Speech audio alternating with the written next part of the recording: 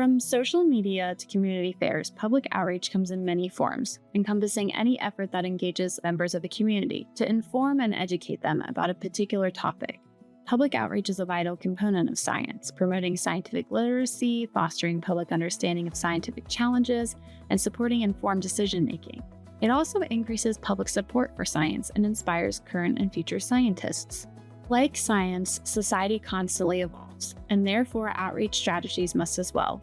With the average American spending nearly 7 hours a day on Wi-Fi connected screens and only 30 minutes engaging in face-to-face interactions and 15 minutes reading, successful digital outreach efforts are essential to engaging audiences that have become more difficult to reach and reviving meaningful interactions both online and in person. How do science communicators, STEM ambassadors, and outreach scientists exactly achieve an effective outreach plan in the digital age? I sat down with two NASA-affiliated experts who know both their stars and social media to find out. Welcome to another episode of Beyond the Breakthrough. I'm your host, Kelsey Underwood. Let's meet our guests. I really want to try to meet people where they're at in their understanding of science and really help them better understand very complicated different missions and research in a way that I know will work for them.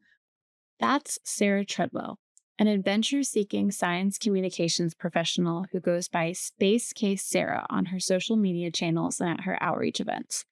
A PhD candidate at the University of North Dakota, Sarah's current efforts focus on connecting ocean research to space research. In astrobiology, we're basically asking the two big questions: are we alone and how did we get here? People don't realize that there are these icy moons of Jupiter and Saturn that we are fairly certain have more water on them than even on planet Earth. And a lot of leading research suggests that the life started in the ocean. There's a couple of different ways that people think that started. But so by understanding our ocean worlds here, we can better understand what we might be looking at in space, or what can we find when we go to space to get to these icy moons. And if life got started in ocean water here, maybe there could be life out there.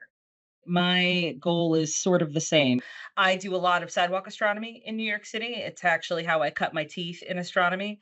And my goal is to have everyone that I come into contact with have a general understanding of, at the very least, Astronomy 101, how stars work, the solar system, how the universe is formed. And by setting up a telescope on a random corner in New York City, I feel that that's probably some of the best outreach that I've been able to do. And this is Kat Troach, an informal astronomy educator known as Kuiper Kat in the digital space. Kat works as the administrator and project manager for NASA's Night Sky Network, which is managed and operated by the Astronomical Society of the Pacific. The program consolidates 400 U.S. astronomy clubs, including hers in the Big Apple. Astronomy observing on the bright streets of New York City may seem impossible. However, Kat says the challenge can be overcome with a bit of strategic thinking. How we get around it, at the very least with my astronomy club, is we try to pick some of the darker areas of New York City, if you can believe such a thing exists, and we set up telescopes there. Otherwise, we just work with what we have. During the summer months, you may have trees that obscure some street lamps. We'll set up, right around where a tree would be and just face the opposite direction, so the leaves aren't in our way, but they're also blocking a lamp. It's sort of playing a game with your environment, but it ends up being very rewarding. Kat and Sarah met as members of the 2023 cohort of the Astronomy in Chile Educator Ambassadors Program, commonly known as ASIP, which brings amateur astronomers, planetary personnel, and K through 16 astronomy educators to United States astronomy facilities in Chile. While at these facilities, the ambassadors receive extensive training about the instruments, science, data products, and how to communicate STEM concepts. Upon returning home, the ambassadors share their experiences and observatory resources with schools and community groups. ASIP is a collaboration between AUI and the Association of Universities for Research in Astronomy, also known as AURA. While Kat and Sarah have been using social media as part of their outreach efforts for quite some time, about 10 years for Kat and 20 years for Sarah, they both note the COVID-19 pandemic as a significant turning point for their digital outreach strategies. It developed into live streaming events during COVID, just because we're all inside and we're social distancing like we're supposed to. But I understood at the time, especially for me, the need for a social connection and to reach out to people. And so it turned into, just from still images to attaching my cell phone to a telescope and live streaming images of the moon, or views of the moon, or views of the sun, whatever I could for the evening. And then it just, from there, it just snowballed into regular content where I'm just, talking about things that are up in the night sky. Similar to Kat, COVID hit, and that was when I was at the time going to school to try to get back into school to get a master's in biology because I really loved astrobiology and I thought that's, the path I wanted to take. And when that derailed things, COVID, I kind of looked for a different opportunity just to bide my time. And a friend was like, "Oh, there's this organization called Blue Marble Space Institute of Science, and they have some internships, and maybe you could look and do something there while we're kind of waiting." They partner with NASA and they do internships. And there was one that was communicating Earth and space science topics. And I was like, "Oh, I never really thought of that. I guess that kind of actually is something that aligns with what I've done in the past." And anyway, started doing more SciComm stuff, and I got invited to during COVID to do like a virtual kids event. Like basically everyone could go to a booth virtually and check out. And so they asked me to talk about astronomy. And the woman hosting it was like, "But you need like a gimmicky, fun name." And I was like, I don't know, like Space Sarah. I don't know. And she was like, "How about Space Case Sarah?" And I was like, "Okay." And I have been Space Case Sarah ever since. Um, and so then immediately a Space Case Sarah social media was created for that. One of the profiles Sarah created for her outreach nickname was TikTok. Spiking in popularity at the start of the pandemic, TikTok popularized and accelerated the trend of short form videos, influencing other top social media sites such as Instagram to follow suit. Reels just changed everything, and like TikTok changed everything. Like those came in, and I mean TikTok started that, and now I mean I even notice when I'm at the airport, everyone is scrolling through Reels, whether it's like a TikTok reel or Instagram Reels. Like that is what everyone is on. And I feel like that really just changed the game. Today, Sarah's TikTok reaches over 8,000 followers, her largest audience among her platforms. TikTok is also Kat's top performing platform. Onboarding about 6 months after Sarah, Kat reaches over 5,500 followers to date. During lockdown, people not only demanded a new content format, but also more authentic videos, which brings us to the first of 6 social media outreach tips recommended by Kat and Sarah. Tip number 1: keep content simple and informal.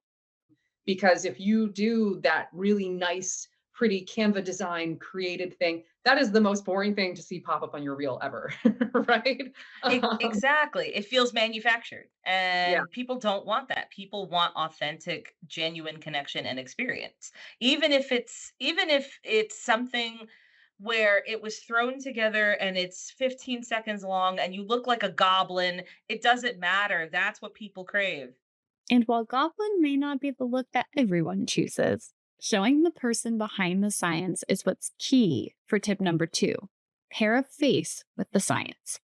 Featuring yourself or staff if you're an organization can be approached in various ways and still be effective at creating connections with viewers. Sarah and Kat are a great example of this. For me, I would say that when I'm, working on social media or I'm making posts on social media, I will keep it really general, really brief. I think that's probably just the bare bones New Yorker in me, is kind of just getting to the point of what I'm trying to say. So when I do things, it's very much like soundbite, under a minute. If I'm having an event, I'll let people know, hey, come meet me at this place at this time, and this is what you can expect to see. Or if it's something regarding, oh, what's up in the sky for the month, trying to keep that down to a minute and make it digestible for people to remember. So I don't have a very much of a delineation between Sarah Treadwell and Space Case Sarah now, because my journey of getting into science and my story is so important to me as part of Space Case Sarah, because I wasn't raised with a strong scientific background whatsoever. And I've been through quite a lot. And so I try to always think about that as a way to like motivate not only just kids, but I'm a mom too. So like also to like mothers, just because you become a mom doesn't mean that your interests in your life are just done. Like there's still so much more for you. So that's why I don't really separate them anymore, because the human Sarah Treadwell is so important to Space Case Sarah that I can't separate that now.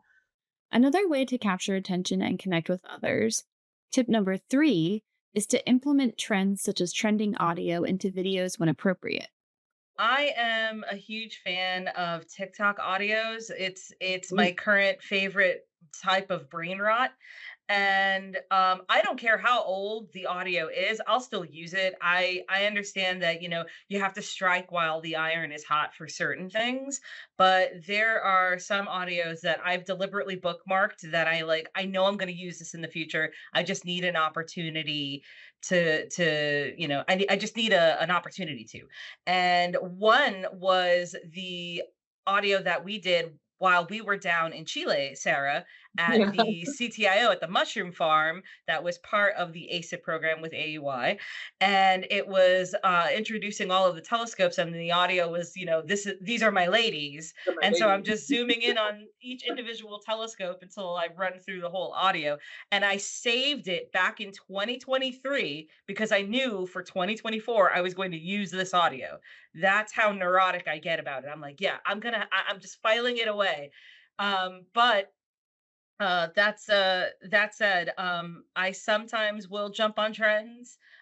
Sometimes I don't, just because it's like I can't come up with anything, but occasionally I find a gold nugget and I just hold on to it. Yeah. I do that too. I have audios that I have, they're tucked in the back of my head, and I'm like, there's going to be a time I'm going to use this. Did a reel not too long ago, showing like a model of the Voyager, and there's an audio that's like, does anyone want me to sing this song before I go? And everyone's like, no. And I'm like, oh. Pop culture and science may seem like opposing forces, but together on social media, they can help to break down the barriers preventing people from pursuing scientific interests. These barriers include gender, race, and education, among others. It makes STEM and science content and science creators and scientists actually seem more like people. It's like, oh, this person is just like me, same kind of sense of humor, especially if it's done really well and it's not like it's, curated and it kind of comes off as disingenuous. If you've already built that platform where you have that relationship with your audience, and they know that this is coming from a real place, and then you jump on a trend. Um, then it's perfect, honestly. It works out really well, because it makes us see, like, oh, this is Kat. She's just like me. She, goes around and she does science communication, but at the same time, she'll use a random TikTok audio. For those that are not necessarily looking for science content on their feeds, a trend may be just the thing that keeps them watching a video in its entirety. It draws people to your content, even if they're not interested in science, but they like that audio that's coming by. And um, I also think too, like just in terms of audio in general, like music, background music, anything, like if it doesn't have some music, I just feel like it's not going to be as good of a video. You know what I mean? Like even if I'm talking, I'll set a slight, very quiet background track. Sort of like adding seasoning to the food. Sure, yeah. Trends can also be what gets content into people's feeds initially.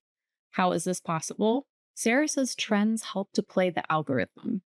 For example, if someone is watching videos featuring the same trending audio from your video, the algorithm will likely pull your video into their feed as well, even if science videos aren't what they typically watch. In effort to reach everyone in your audience, Kat recommends tip number 4: incorporate accessibility into posts. Digital accessibility includes things such as closed captions, alternative text, and camel case. Alternative text or alt text is descriptive text used by screen readers to convey an image to users who can't see it. And camel case involves capitalizing each subsequent word of a hashtag so screen readers can process the words correctly. So if you're saying like today is the anniversary for the total solar eclipse from last year. So making sure that, T in total, S in solar, E in eclipse are capitalized, that helps with readers. So if you are using the audio reader on your phone, you can then listen to the message. Otherwise, if you have it all in lowercase, it strings out to one word and it comes out kind of wonky. Like it doesn't play back really well. But if you're making sure that you separate those words by an uppercase letter, then it plays back like it's supposed to, so that a person that's listening to the description of your post can hear that this is what it's tagged for. Additionally, social media can serve as an accessibility tool in itself. Kat explains. And another thing that I did want to just circle back on in terms of accessibility, it started in the pandemic, but then I didn't realize how impactful it could be, or it never occurred to me to even do this during some of the live streaming sessions that I would sometimes have. I would run into one or two comments, oh, thank you so much for doing this. This is so much fun. So much fun. I'm homebound and I can't get outside. And, it's something that, I never even thought of until that moment, that doing something as simple as putting your cell phone up to an eyepiece and then streaming it for 20, 30, 40 minutes on a platform, you're reaching you're reaching audiences that didn't have this type of access before, just because they couldn't leave their home for one reason or another. And so now you're opening up this avenue to have as many people included in this activity as possible and allowing them to experience this for themselves. And I think that that's really cool. And whether working on digital or in person outreach, tip number 5 is essential to making a lasting impact. Be consistent. You can't just one and done. If you're going to do it, you have to be pretty regular with your outreach. So it is a commitment, 100%. You need to make sure that you are constantly communicating with your audience. You got to make sure that you're giving folks the tools to either want to follow the science or, do it themselves. Tips 1 through 5 will help to grab attention and capture followers on social media. However, don't forget this final tip. Tip number 6, direct new prospects from in person events to your social media as well.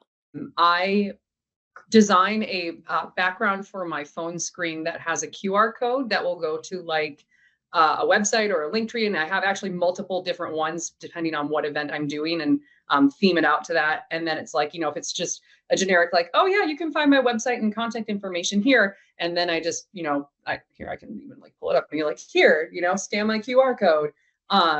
And that has been really helpful for me too. Like you can make a Linktree account for free, and then that Linktree will just show every single platform, because not everyone uses every single platform, right? So and there's a science to this too. People do not like to click on average more than 3 times on a website. They will get bored and they'll drop off. So if your website, opens up cool stuff, but you have to scroll down and you got to get to the links for Facebook or Instagram or whatever, they might not even make it to the bottom. So having that tool like QR codes for me are just a super slick way to just be like, just scan it with your phone really quick. For those that may be unfamiliar, Linktree is an online tool that allows account holders to make a web page that features website and social media links in one central location. While these 6 tips have helped Kat and Sarah hone their digital outreach strategies, the two still must navigate challenges common among outreach professionals. There's this sort of stigma, and I'm sure Kat can relate to this too, where like telescopes and domes, those are for kids, right? Like those are fun little kid things. And you're gonna, yeah, maybe Jimmy wants to go see the telescope, and that's the reason the grown-ups show up. But I'm really working hard on also trying to think of ways of like promoting these things, that it's not just a kid event. 100%. I can completely agree with you. I was actually going to say the skepticism of, people seeing you on the sidewalk with a telescope.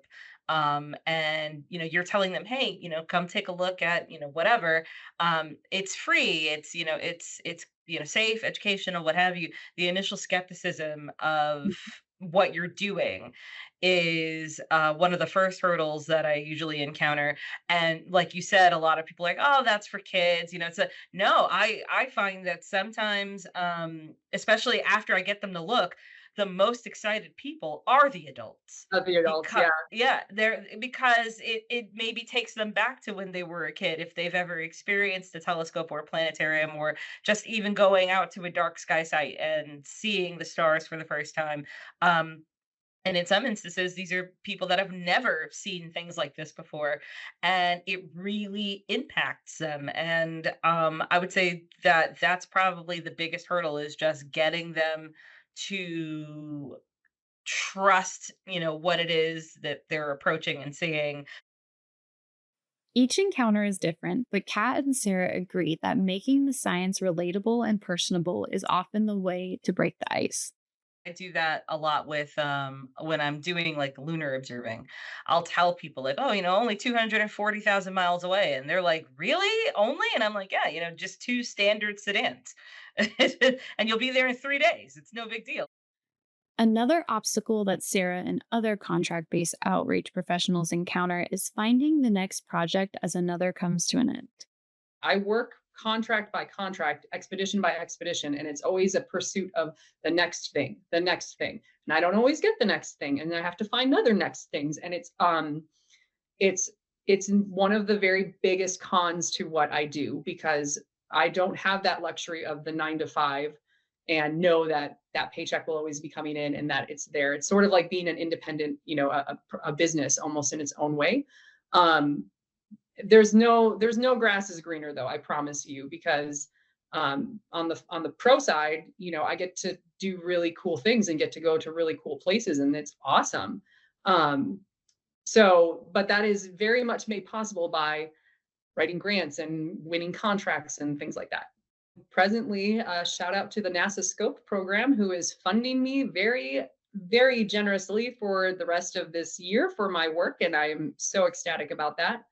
One resource to finding outreach opportunities: social media. One of my strongest partnerships that I have locally now to like do dome shows or even telescope stuff too, is with the public library. And it was a librarian who works there who happened to see on social media I was doing a like an astronomy on tap event, and and that's been like really cool to just have these connections within my community. And so I often I try to partner with a lot of groups, and I always tag different organizations that I work with in my posts, and then that will draw more people in because they see that tag and they're like, oh, she did stuff in the RPS 205 district and my kid goes to that one.